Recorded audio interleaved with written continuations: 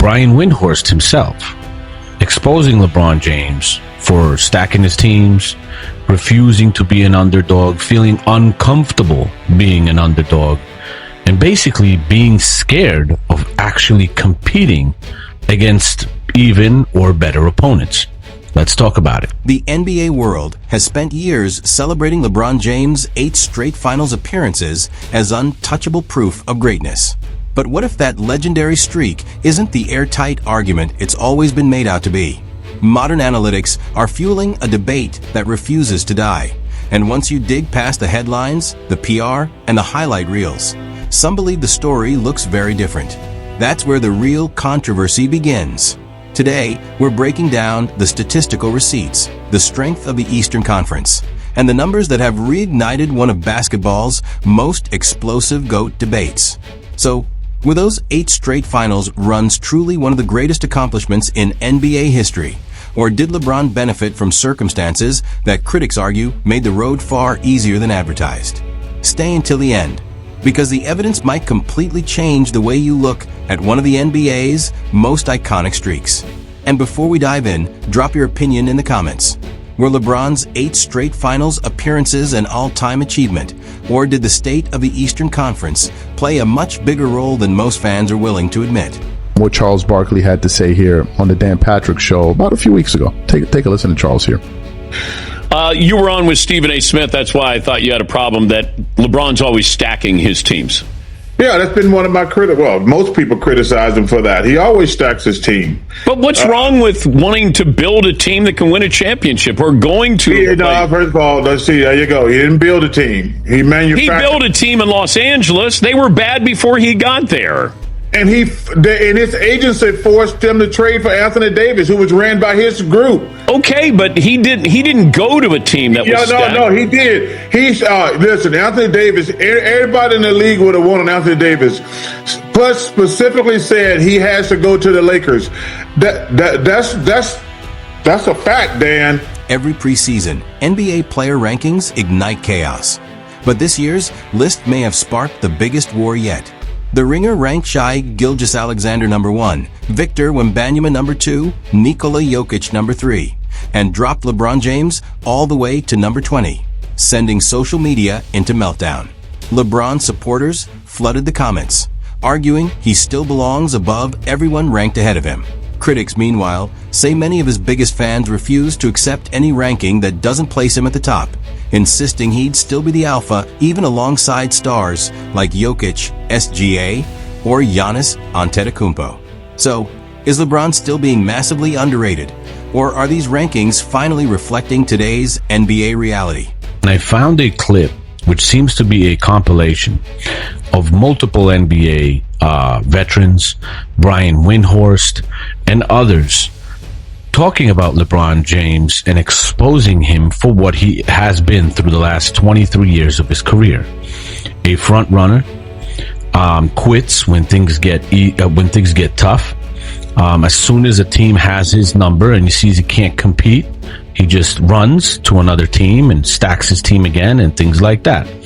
And this clip describes LeBron in such a beautiful and exact way of how he has conducted himself throughout his career and how he went about creating the super teams that he had created and how he tried to avoid true competition as best as he possibly could to simply every year, whenever he could, stack the deck in his favor so he can get a title. He's been doing it for 23 years. For years, critics argue the media built a protective bubble around LeBron James' legacy, leaving some fans convinced that ranking him outside the top 5 is basketball blasphemy.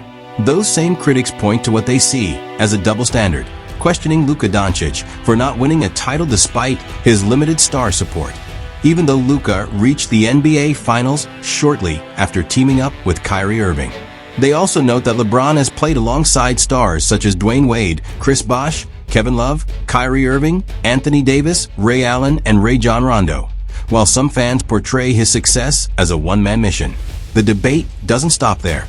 Critics also push back against claims that Michael Jordan faced weak competition, while LeBron supposedly battled an unmatched gauntlet, arguing that constantly pointing to Kevin Durant and Stephen Curry's Warriors doesn't tell the full story. So, is LeBron's GOAT case built on undeniable greatness? Or, as some critics claim, has the narrative become bigger than the historical record itself? You think that's naturally organic? No, that is stacking your team. But that's LeBron's power. Oh, okay. And he deserves that credit that guys want to play with him. And we can't criticize it if we think it's unfair? What's unfair about wanting to go better your life? No. You shouldn't be guaranteed a championship. One of the reasons Michael Jordan is the GOAT, he got beat in the head. He kept, you know what, I'm going to get bigger, stronger. That, to me, is the way I would like to see it done. That's why I admire Dirk Nowitzki. Who's like, you know what, I'm not going anywhere. We just going to keep getting better. That's why Steph Curry, same thing. He's like, you know what, we got a team. They were not any good in the beginning. Then Clay got good. Draymond got good. Iguodala, everybody. So, listen, we can disagree. I'm not mad at LeBron, but I can, I'm not going to do the Stepford wife thing like all LeBron and his friends do. Like these guys on television now. Like, I don't want to upset LeBron because I wanted him to talk to me and I wanted him to do interviews. Now here's where the controversy explodes.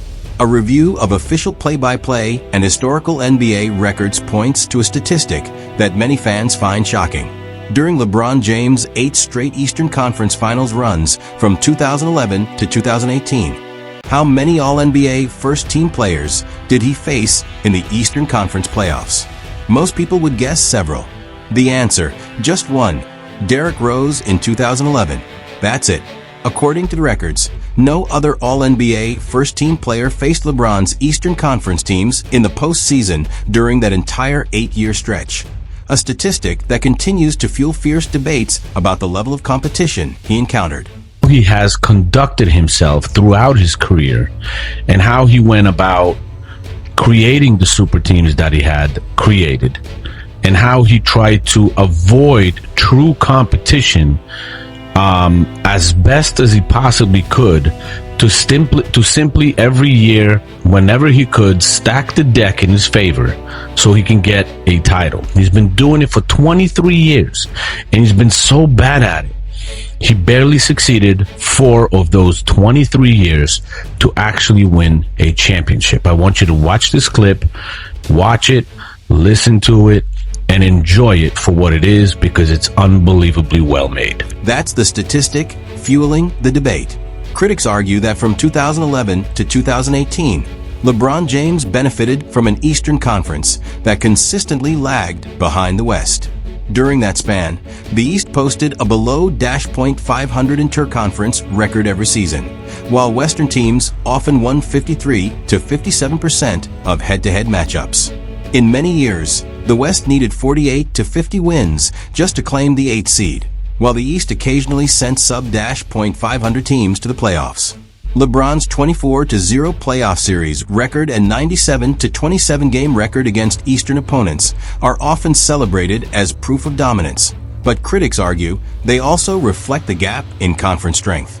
They point to NBA All-NBA first-team selections, which were loaded with Western stars like Kevin Durant, Kobe Bryant, Chris Paul, Tim Duncan, James Harden, Russell Westbrook, Stephen Curry, Kawhi Leonard, Anthony Davis, and Marc Gasol, asking whether LeBron's legendary final streak was driven purely by greatness or helped by an unusually favorable path. Critics argue the Eastern Conference offered little All-NBA first-team talent outside of LeBron James, with occasional exceptions like Joakim Noah and Dwight Howard. They contrast that with Michael Jordan's path, noting that every finals opponent Jordan faced featured at least one NBA 75th anniversary team player and multiple All-NBA selections. They also point out that the East of the late 80s and 90s posted stronger results against the West, forcing Jordan through the bad boy Pistons, Patrick Ewing's Knicks, and Reggie Miller's Pacers before reaching the finals. That context fuels the ongoing GOAT debate.